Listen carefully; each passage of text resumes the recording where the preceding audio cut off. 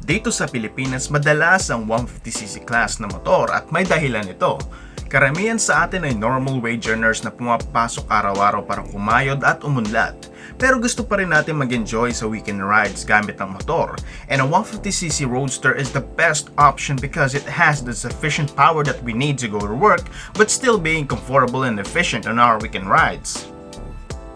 But what if sawang-sawa ka na sa 150cc na motor at gusto mo nang tumalon sa 300cc na Roadster pero hindi ka pa rin sigurado kung anong motor ang pipiliin mo na komportable yet pangmalakasan?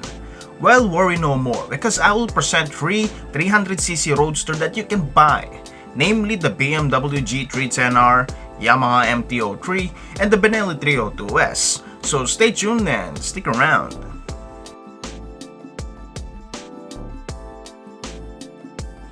Let's start with the thumper.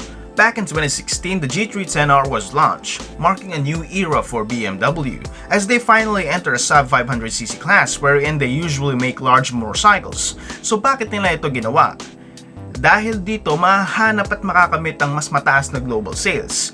Most riders in the US and Europe are either newbies or returning ones na gusto ang mas magaan at simple na motor. Dito naman sa Asia, ang 300cc na motor ay considered as big bike na, tapos BMW pa ang badge, making it a premium option. No, this is not BMW's first time to make a single.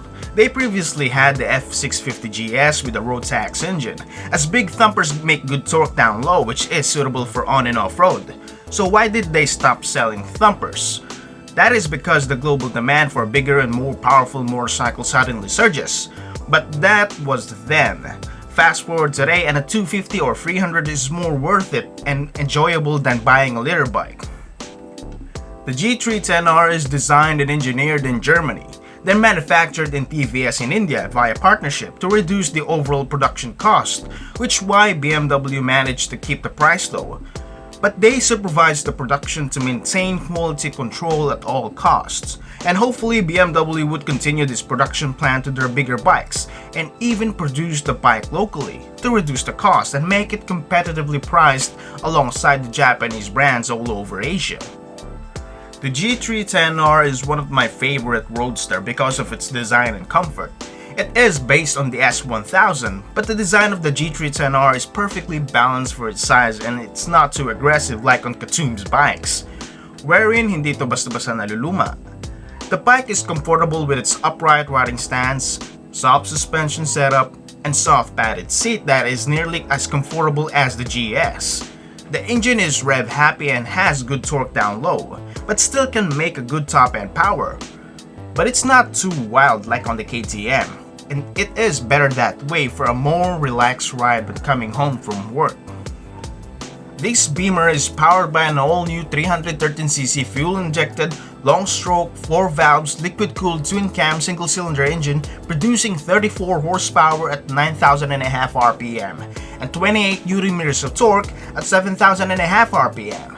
Governed by a long-geared 6-speed gearbox that can reach speeds above 150 km per hour. Again, bago mo ipasok ang idea na kaya rin to ng GSX R150 at R15, bago mo pa marating ang speed na yan, maguguhitan ka na ng G310R because it can sprint 0 to 100 in less than 8 seconds.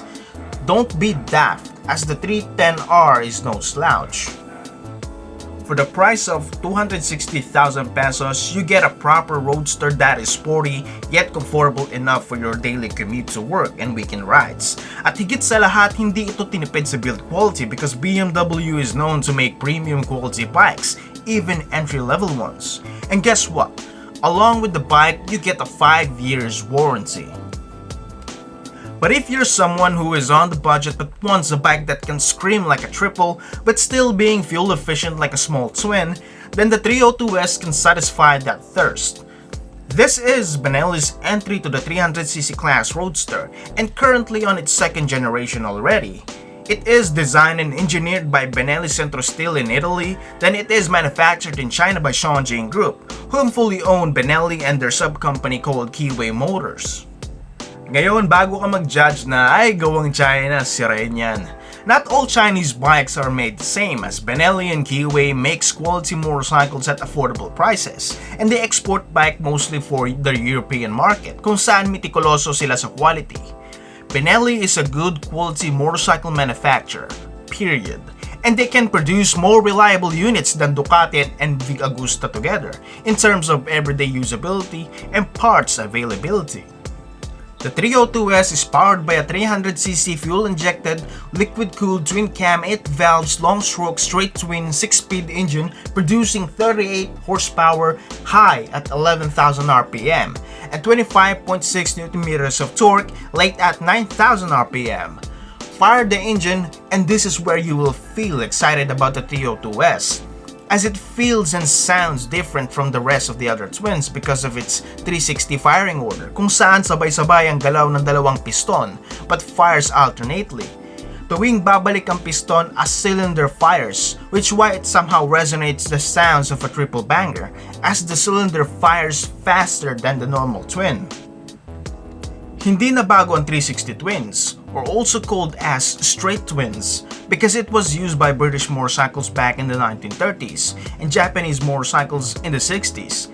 Pero hindi na ito masyadong nagagamit dahil sa isang cons nito, which is the thumper-like vibration due to the movement of the cylinders. At na-introduce na rin ang 270 at 180 firing order, which is more effective in vibration control. But the main advantage of the straight twin is that it is cheaper to make, great for touring due to the low engine brake, and it gives soul to the motorcycle as it can scream like a triple banger. The 302S has a touch of Euro styling, good quality plastic, and a simple naked bike aura that will stand the test of time because simple is always better. And it can scream past 160 km per hour, yet pwedeng-pwede pang araw-araw at madalas sa madalas maraming mababali ang leeg kakahanap sa'yo kung saan ang tunog triple banger. Ngunit hindi ka gagastos na malaki dahil 219,000 pesos lang ang motor na ito. May budget ka pa para bilhan ng pampogi, gear at aftermarket exhaust. The last roadster on the list is the most powerful unit. Enter the Yamaha MT-03. Updated for 2020 but new for our market, the MT-03 is literally the naked version of the YZF-R3. Same frame with less fairings, same engine but tuned for more power down low, same handling but with a more comfortable upright riding stance. It is not that all new, but this facelifted model gives it the dark side of Japan character with the new headlamp assembly that was initially used on the MT-15 and Tracer 700. Since walang masyadong nagbago dito, you still have the same tried and tested motorcycle that you can rely on. At matagal-tagal ko nang hinihintay ito since the first generation dahil hindi ako fan ng sports bike. For some reason, hindi pa mabenta ang 300cc sa Pilipinas, but that was before. Fast forward today and a 300cc class bike is the Goldilocks zone of power and everyday usability. The MT-03 can park and it has an engine to match the bike. It is powered by a 321cc long-stroke fuel-injected 8-valves liquid-cooled twin-cam inline twin engine producing 42 horsepower at 10,500 RPM and 29.6 Nm of torque at 9,000 RPM. Governed by a 6-speed gearbox that can achieve speeds above 165 km per hour. Unfortunately, it does not have a slipper clutch, and most importantly, a VVA setup like on the MT-15. But hey, at least Yamaha managed to keep the price down at 254,000 pesos.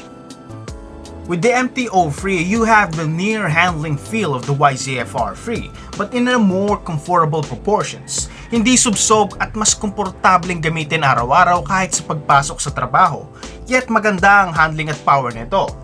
Unlike the Benelli 302S, the MT-03 has the 180-degree firing order na madalas ginagamit ng mga 2-cylinder na motor ngayon, which is known to have flexible power on any rev range as long as it is tuned correctly.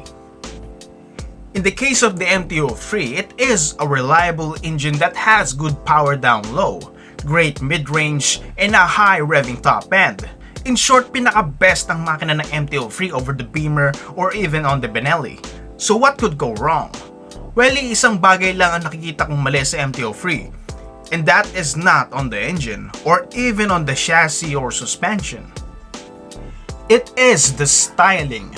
Masyado itong aggressive. Words like futuristic, sharp, aggressive, sobra-sobra at nagkalat ito sa design styling ng MT-03, lalo na sa headlamp assembly. Most young riders would find it amusing at nakaka-inlove, but for others, it's too much. Masyadong aggressive and they would prefer something simple and elegant. It's like trying to compare a Nissan GT-R over a much simple yet elegant Mazda Miata. But either way, it's up to you which motorcycle you would choose for your new upgrade. Would you like the elegant and simple BMW G310R or the more affordable but soulful sounding engine of the Benelli 302S or the performance-oriented street fighter Yamaha MT-03? Word of advice, follow your heart. Which character of the bike suits your lifestyle and personal character?